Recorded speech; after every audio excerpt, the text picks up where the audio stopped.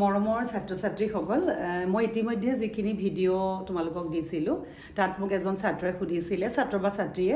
যে আমাৰ যেতিয়া এমসিকিউ বোৰ আহে তেতিয়া তাৰমানে কনফিউজিং হয় বা কোনটো এমসিকিউ ৰাইট হ'ব ৰং হ'ব তেতিয়া মই কৈছিলো যে এটো আসলে প্ৰসেস অফ এলিমিনেশন যেতিয়া আমি ভাবো যে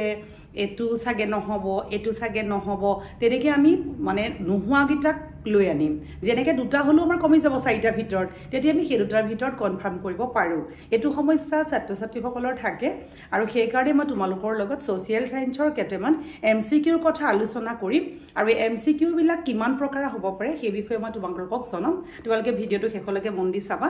ঠিক আছে মই আৰম্ভ কৰিব লৈছো তোমালোকৰ ধৰা চাৰিটা সাবজেক্টৰ এমসিকিউ থাকে তো এই এমসিকিউ তোমালোকৰ আহে 45 মাৰ্কস আৰু 5 মাৰ্ক আমাৰ 13 কম্পালসৰি বৰ্তমান মই ইতিমধ্যে তোমালোকক কৈছো এতিয়া ইয়াত যেতিয়া মই তোমালোকক সোশিয়েল সায়েন্সৰ কথা আলোচনা কৰিম যেতিয়া মই সোশিয়েল সায়েন্সলৈ গলো তে তোমালোকৰ ইয়াত MCQ to 4 types of MCQ থাকিব কিছুমান আমাৰ থাকিব ডাইৰেক্ট এমসিকিউ কিছুমান আমাৰ থাকিব ইনডাইৰেক্ট এমসিকিউ তাৰ পিছতে কিছুমান আমাৰ থাকিব তোমাৰ এসাৰশন থাকিব আৰু কিছুমান আমাৰ থাকিব তাৰ লগত যে আমাৰ কাৰেক্ট যেটো আমি অপচনটো চাব লাগে যেটো আমাৰ কাৰেক্ট আমি বিচাৰিব লাগিব ঠিক হেতু থাকিব এতিয়া কথাটো হৈছে কি আমি এতিয়া ইয়াত আমি ডাইৰেক্ট চাব লাগিব ইনডাইৰেক্ট চাব লাগিব এসাৰশন চাব লাগিব বা কাৰেক্ট আমাৰ যেটো অপচন থাকিব হেতু বিচাৰিব লাগিব গতিকে আমি কোৱেশ্চনখিনি আমি প্ৰত্যেকখিনি কথাতে আমাৰ নিজৰ ক্লিয়াৰিফিকেশন লাগিব যে আমি কেনেকুৱা ধৰণে কোৱেশ্চনটো পঢ়িব লাগিব কেনেকৈ জাজ কৰিব লাগিব আৰু আমি কেনে ধৰণে বুজি পাম তোমালোকক ধৰণে মই বুজাই দিছো তোমালোকে চোৱা এতিয়া সাপোজ আমাৰ যদি এটা কোৱেশ্চন দিয়ে যে কোনজন ব্ৰিটিছ ভাইসৰৰ শাসনকালত বংগ বিভাজন সংঘটিত হৈছিল যদি এই কোৱেশ্চনটো যদি আমাক দিয়ে তেতিয়া হলে আমি কোনজন ব্ৰিটিছ ভাইসৰৰ শাসনকালত বংগ বিভাজন সংঘটিত হৈছিল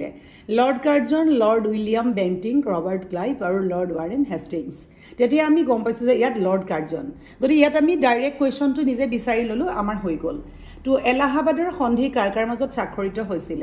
শাহ আলম আৰু লৰ্ড কাৰ্জনৰ মাজত বাহাদুৰ শাহ আৰু লৰ্ড কাৰ্জনৰ মাজত শাহ আলম আৰু ৰবাৰ্ট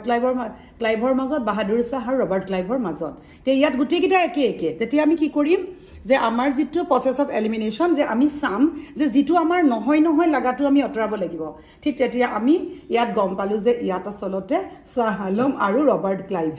কিন্তু আমি এখিনতে বহুত সমস্যাত পৰি যাও গতিকে এই কথা কিন্তু তোমালোকে চাব লাগিব ডাইৰেক্টলি ৰাউলাট আইন কেতিয়া প্ৰৱৰ্তন কৰা হৈছিল ডাইৰেক্টলি 1919 তোমালোকে এটো যি দিছে নাই নিজে জানাটোকে চাই দিলা পটককে পাই গলা 1861 চনত জয়ন্তীয়া বিদ্ৰোহৰ নেতৃত্ব দিছিলে ত্ৰিকেন্দ্ৰজিতে সম্বোধন কছাৰীয়ে উয়াং নংবাহে বা পিয়লি ফুকনে তোমালোকে গম পালা যে উকিয়াং নংবাহে গতিকে এটো তাৰছত ইয়াত উত্তৰ পূব ভাৰতত এই পুৰণি আৰু প্ৰথমখন ৰাজহুৱা বিশ্ববিদ্যালয় হ'ল ডিব্ৰুগড় অসম গুৱাহাটী তেজপুৰ তোমালোকে জানা গুৱাহাটী ডাইৰেক্ট এটো ললা তামিলনাডুৰ চৰকাৰী স্বীকৃতিপ্ৰাপ্ত ধ্ৰুপদী নৃত্যবিধ হ'ল কি তোমালোকে ভাৰত নাট্যম এটো গম পালা ডাইৰেক্ট তলৰ কোনবিধ প্ৰাথমিক বৃত্তি নহয় তে তোমালোকে ইয়াৰ পৰা চাব লাগিব তে তোমালোকে গম পালা যে শিল্পোদ্যান প্ৰক্ৰিয়াটো প্ৰাথমিক বৃত্তি নহয় তলৰ কোনটো সম্পদৰ ক্ষেত্ৰত প্ৰযোজ্য নহয় তেওঁলোকে চালা হস্তান্তৰ কৰিব নোৱাৰি নে বজাৰ মূল্য নাই নে মানৱ জাতিৰ কল্যাণ হয় নে উপকাৰ অপকাৰ দুইটা হ'ব লাগে এটো হৈছে মানৱ জাতিৰ কল্যাণ হয় বায়ুমণ্ডলৰ কাৰ্বন ডাই অক্সাইডৰ গেছৰ পৰিমাণ কিমান তোমালোকে গম পালা 0.035 ঠিক এনেকৈ আমি আন কোৱেশ্চন যদি চাওঁ তেতিয়া হলে আমি এটো কোৱেশ্চনলৈ যাব পাৰো যে মুদ্ৰাৰ ক্ৰমবিকাশৰ ধাৰা অনুসৰি পাঁচটা পৰ্যায় হ'ল কাগজী মুদ্ৰা ধাতু মুদ্ৰা অমুদ্ৰিত ধাতুবান স্তম্ভমান বিনিময় প্ৰথা ঠিক এনেকৈ বিনিময় প্ৰথা জন্তুৰ মান অমুদ্ৰিত ধাতুমান ধাতু মুদ্ৰা কাগজী মুদ্ৰা বিনিময় প্ৰথা কাগজী মুদ্ৰা অমুদ্ৰিত ধাতুমান জন্তুৰ মান ধাতু মুদ্ৰা জন্তুৰ মান অমুদ্ৰা ধাতুমান ধাতু মুদ্ৰা বিনিময় প্ৰথা কাগজী মুদ্ৰা ইয়াত তোমালোকে এ টু বি টু হে হ'ব এই কথাখিনি তোমালোকে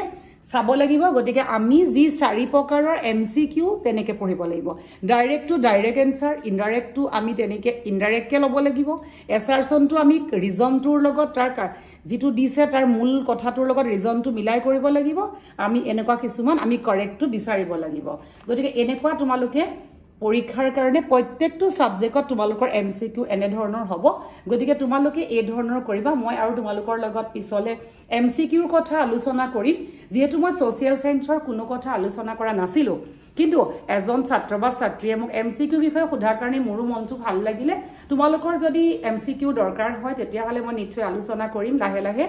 আমাৰ সময় আছে মেট্ৰিকৰ কাৰণে মই আলোচনা কৰিম আৰু তোমালোকে কিবা থাকিলে কমেন্ট কৰি সুধিবা নতুনকৈ অহা সকলে ভিডিওটো সাবস্ক্ৰাইব কৰিবা আৰু এটা লাইক কৰিবা কিবা থাকিলে কমেন্ট কৰিবা থ্যাংক ইউ